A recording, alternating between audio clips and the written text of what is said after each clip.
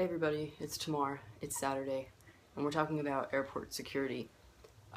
Do I have some stories for you? I actually conveniently have my passport because I got hired for a new job recently and I needed identification. Always a fun time, you know, just giving people pictures of yourself that you don't want anybody to see. So speaking of that, I am going to show you, because I mean, like, whatever, like, I don't care, like, I really actually don't care. Side note, it's like not okay to ask people to show pictures unless it would be something that they initiate. So I am initiating it and it is okay. And this is my passport. Obviously we have some changes going on. Fortunately, don't have any like awful, terrible stories. I would say most of it is just discomfort and kind of shame and confusion, as opposed to being unsafe or being harassed or something kind of on the next level. I'm not saying that it was super fun to be humiliated and uncomfortable, but I at the very least I was okay, physically anyway. So yeah, so I do a lot of traveling because my family is dispersed all about the world. My dad's family are in France. My sister was in Armenia for a few years, and then now she lives in France. No, she doesn't live in France. She lives in Spain. She's moving to France. She's in Europe. Let's just call it that. We are constantly kind of going places to visit family, and it's tough because you need a passport to do so. And so things I've noticed. So I was flying out of Newark, New Jersey airport. And they kind of were just like, you know, it was really crowded, it was the holidays, and they were just like telling people to go places and whatever. It was kind of stressful. And so they saw me, and it was winter time. I had like a big coat on, I had a guitar on my back. It's like obviously kind of difficult to discern my gender because my body like wasn't even showing. And so they were like, oh, sir, come this way, sir, do this, sir, put your hands, sir, like put your arms out. And I was like, dear, I was like, okay, like, all right, we'll just go with it, okay, fine. And then they were like, sir, can we have your passport?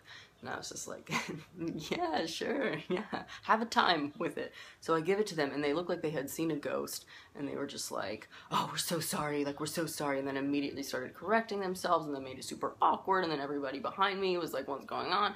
And I was just like, So they were just like, the kind of apologetic that makes it even worse, where it's like you apologize 90 times and like say like just say like anything that could relate to a female, like, oh ma'am, miss, ma'am, madam. It's like, oh my god, just stop.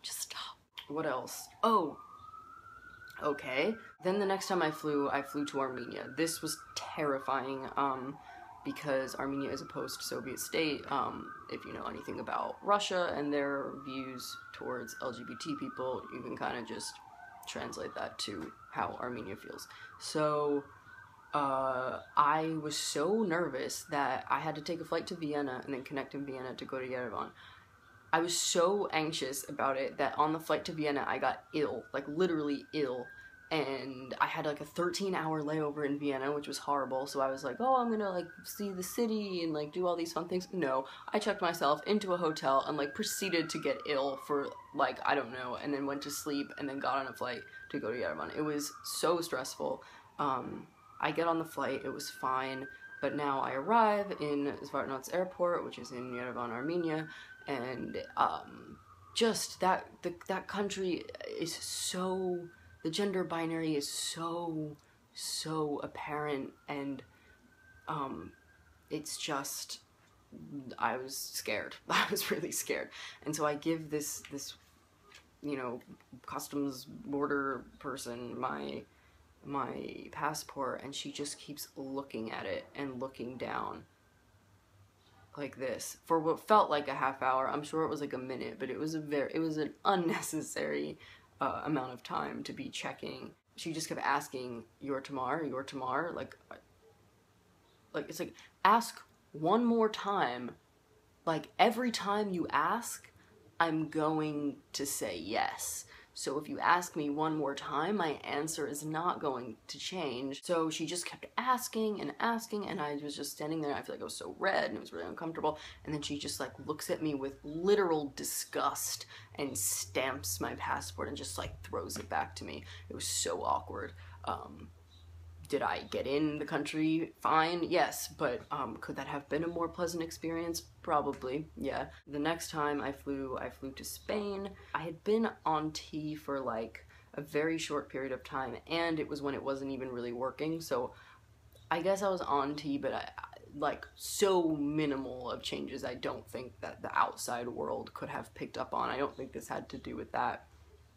But I think it just has to do with it's the most recent time I flew, and I think that like transgender is just being more and more talked about, and so maybe these people at this particular airport, where was I? I was at JFK in New York. Maybe that's why they kind of like knew something was up. So I gave them my passport, and then they gave it back to me, and they were like, "Thank you, sir." And I was like, well, that was weird because like you just saw my identification, and you like but I think you just have to like, you just gotta roll with it. You know, the flight attendants walk around and they give you like snacks and drinks and stuff. And one of the flight attendants, when she got to my row, she said like, "Sir, what can I get for you?" And I was just like, "A ginger ale," like in this like really, really high voice, but not like this is any lower. She kept referring to me as sir, but it's like in her mind I was probably like 12, so I don't know. I don't know. It's just the thing about airports is that they're very gendered, and you have no control over how, in the world you have no control over how someone's going to address you, but in airports it can be particularly stressful. It's just a very public place, and everybody's kind of on edge. I think airports, this is my theory about airports, they either bring out the best in people or the worst in people, seriously. Because you see people like running each other over to board a plane. Literally, it's not gonna leave until everybody is sitting on it. So like, if you injure somebody so you can like sit 10 more minutes in a really crammed seat, then good for you.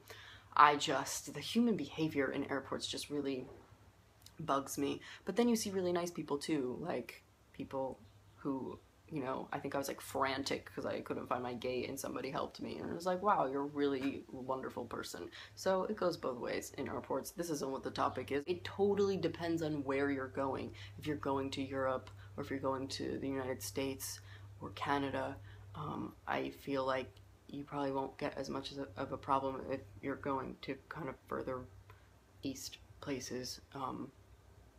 Not to generalize an entire section of the world, but it's you know, at least going to like former Soviet states, it's a little bit different, I think, and that just reflects on just like deep-rooted cultural customs and cultural ways. Like the concept of self-actualization is a very Western concept, and I just don't think that like mainstream society has really taken on to that over there, and so it's more difficult when you have to do things like travel there and present identification that doesn't necessarily match with you. It sucks.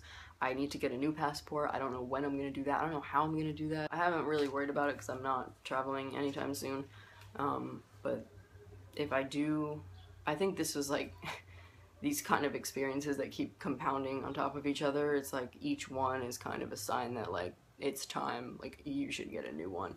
You haven't had any terrifying experiences yet, so let's keep it that way and kind of put in that extra work just to feel more safe, I guess, when traveling the next time. I'm sorry I can't be more help about how to go about like changing it, because I don't know. This is new to me, so I don't know. If you know anything, let me know. I am so tired. This is my first week working night shift.